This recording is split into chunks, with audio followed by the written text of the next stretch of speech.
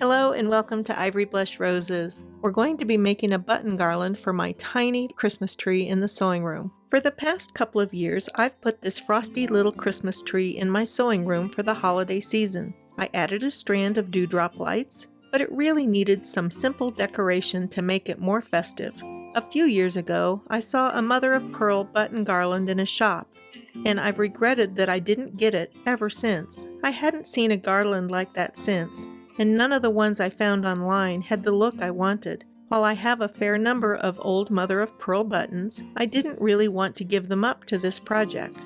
But I also had a jar of white glass buttons, many of whom have small chips, and I thought they would be perfect for a button garland.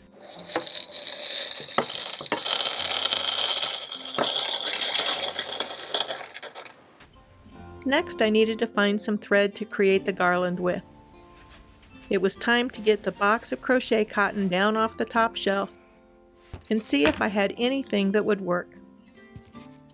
This ball of DMC crochet cotton in a size 10 is a great color match, and I also like the size of the thread. At first I thought I would crochet the buttons into a chain for the garland, but between the crochet hook and the two strands of thread, it was too big to fit through the buttons' holes. So I did a little research and decided to thread them together with a long length of thread using a needle. I cut an 8-foot length of thread, thinking it would be enough to create about 6 feet of garland. To reduce bulk and help the needle and thread fit through the holes better, I threaded the needle and then pulled the needle down until I could insert the tip of the needle through the thread about a half an inch from the end, and then I pulled it tight. It made it nice and slim, and it fit through the majority of the buttonholes with no problems. Then it was time to start stringing buttons. I strung about a foot of buttons before I turned the camera on. Thread control was definitely my biggest issue on this project. I also found that the long length led to the thread tangling and knotting, and that was a huge frustration. I attempted to control it by using thread magic on it and then running it through my fingers a couple of times to work it in. Truthfully, I'm not sure it made a huge difference, and if I did it again, I might try beeswax instead. I found 2 funny knobbly buttons in my button jar, and I decided to use them, one on each end of the garland. These buttons have one hole on one side, but the other side has 2. And I like the weight because I can just drape it over the end of the branch and it holds it in place. If I hadn't had these buttons, I think I would have stacked 3 buttons together to make a lightly weighted end to the garland. I'm going to make a little cluster. And I'm going to thread up the bottom button, up the middle button, and up the top button. So basically I'm making a little stack. And then I'm going to go down the opposite button, the opposite hole, and the opposite hole. And so now I've got a nice little cluster, and now I'm going to just tie that really simple knot. I'm going to bring it right down against that button cluster. And now I've got a little knobbly end for my new strand. I'm going to leave myself a couple of inches, and now I'm ready to string. Each button I thread, I come up one hole and I'm going to go down the opposite hole, and I'm going to pull that all the way down to my cluster. Now to secure it in place, I'm going to come back up that first hole again, pull my thread through, and go down the second hole again. Basically I'm just repeating it, and now there's a loop all the way around that hole, and that keeps the button from sliding around, and I can just keep going. Some of these little ones have holes that are too small, and I'm just varying the size. Do find it helpful to pull my thread all the way through, and if it rotates like this, that's fine. In the long run you don't even see that, but as you can tell, thread management, that is the biggest issue in making a button garland. And obviously I wasn't paying attention because I was too busy talking about what I was doing. So I've come back up my hole and I'm going back down the second time. There, and we have a nice start to our button garland. And if you need to adjust it, there's still a little tiny bit of leeway there. You could loosen up the loop through the middle and get that. So I usually just thread through 2 holes and then pull it through. And that was the way I found I had the best control. And then coming back up through one and down through the second. So you're really pulling that thread through what feels like 3 times. But that seemed to be, for me, what helped keep it from knotting up. I love the way the different buttons catch the light. Yeah, I think I like the beeswax better than I do the thread magic. I think it makes the thread a little stiffer, and that's what makes the difference. If I'm not having to deal with the tangling of the thread, then this whole process goes so much faster. And you can see I'm holding on to the button, and I do think that helps as well.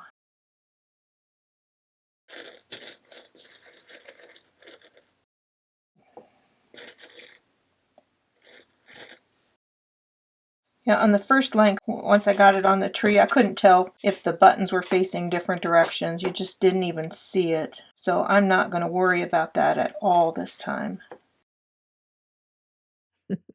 The kitties are pretty interested in the garland making process. I tried to vary the sizes as I went, simply trying to use a different size than what I used previously. About 2 feet into it, I think. I think I'm going to get about 4 feet on this garland. I'm thinking that I may need to attach a new thread eventually, because the wrapping around the hole twice is eating up a little more thread than I was expecting. I think these little ones, it's almost easier to go through just 1 hole at a time rather than 2. I think we got the thread management situation improved, which is great. That helps a lot, actually. Now that I've said that, I'm going to get all tangled up again. You know that. That's the kind of project you don't realize how far you're getting. And then all of a sudden you realize, gosh, it's actually getting pretty long. So it's so simple and it's actually going really fast. And I'm enjoying that.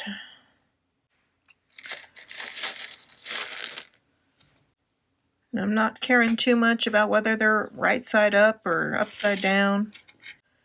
Try and find a medium one. Oh, there's one. That's better. I just want to have a little variation in size, and I want it to be more random.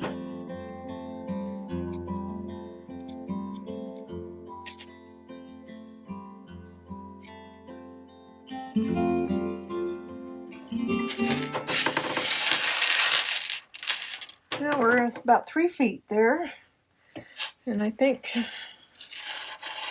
I'm guessing we're going to get another foot and a half on this thread, and then I'm just going to add another one right onto it.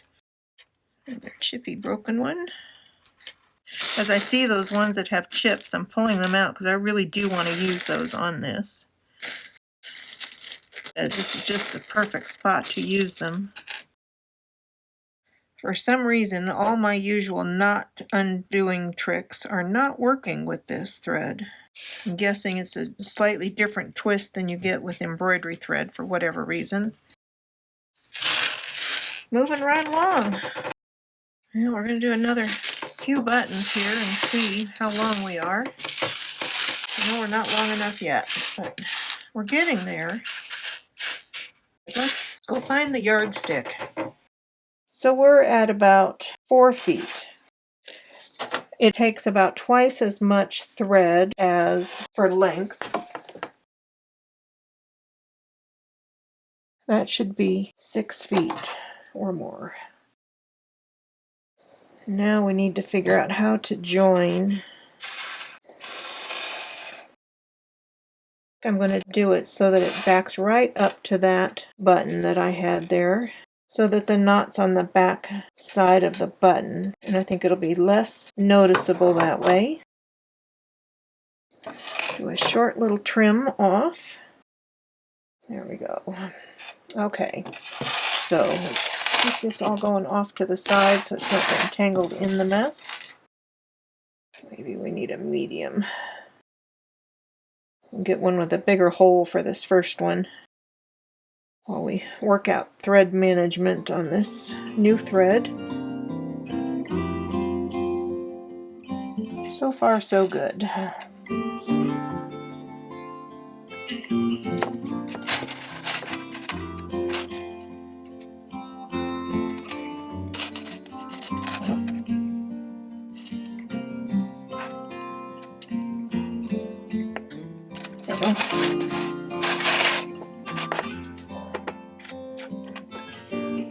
When my granddaughter was much younger, we made button necklaces with some shanked buttons that I had. and she just strung them straight on. We picked out all the brightly colored buttons in the button box. That was a lot of fun. So I estimate I'm getting about a foot every 15 minutes. Not too bad for just trying this the first time. And they just, if you pull carefully on them, you can just slide them right down the string. See how nice that just pulls right along? Despite the issues with the thread twisting, I am having a great time. It's just fun to sit and do something that's kind of low-key. That twist just comes out of nowhere. I think everything is fine and all of a sudden it's not. The way it twists somehow is different than embroidery thread. So my usual tricks for getting the knot out aren't working. You didn't think this was going to be a video about untangling knots. I ended up adding another shorter length because when I tried it on the tree I thought I would rather it be longer than shorter. But I think I'm at the point where I'm ready to add my last bead, and I found another one of these like I used on the other end. I know it's hard to see. Now we're going to do this one, and this one is kind of a funny bead because you go in from the back and it's got two holes on one side. So we're going to go on and then back down. I actually think, I don't know if I can do this or not.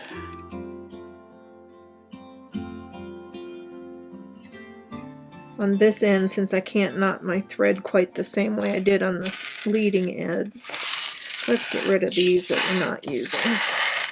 Put those back in the bowl. I just want to go one more loop through that.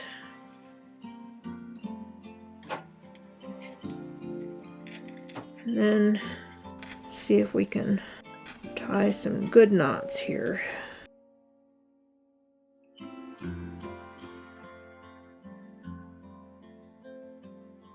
And then I'm going to definitely do that again.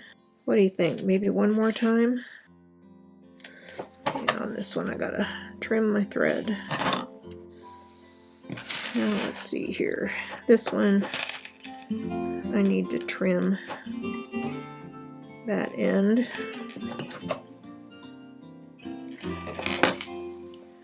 And we have button garland. Well, let's get the yardstick and let's see how long we are.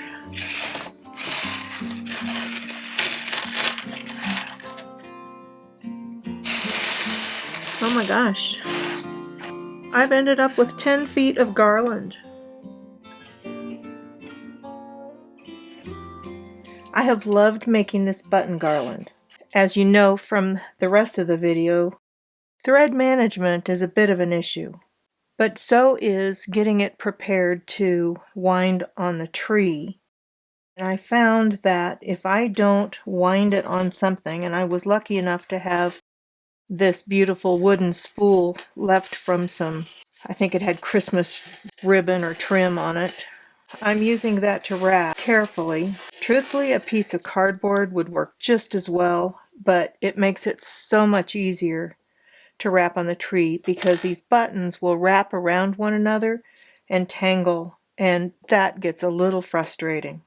So that's the biggest thing other than the thread tangling that I've not liked with this project. But I love the look of the garland.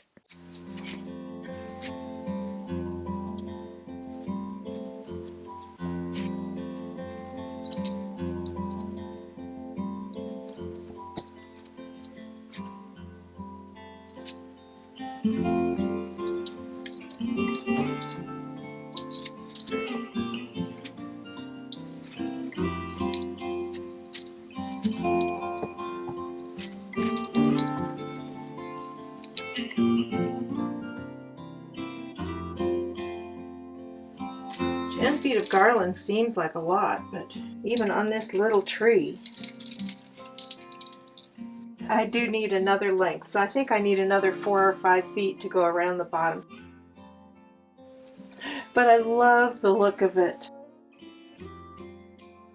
So here's my little dove on top of the tree, and this beautiful old Indian star that I've had for years, which I really love.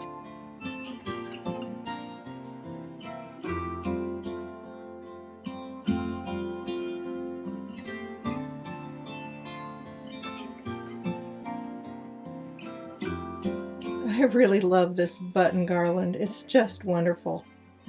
So much fun, a perfect addition to my sewing room Christmas decor. What a fun project this has been. It's been delightful to spend a couple of hours this morning making up this little button garland for my tree. I even think Mushu approves. Thank you so much for coming along with me. Happy stitching, and I'll see you in the next video.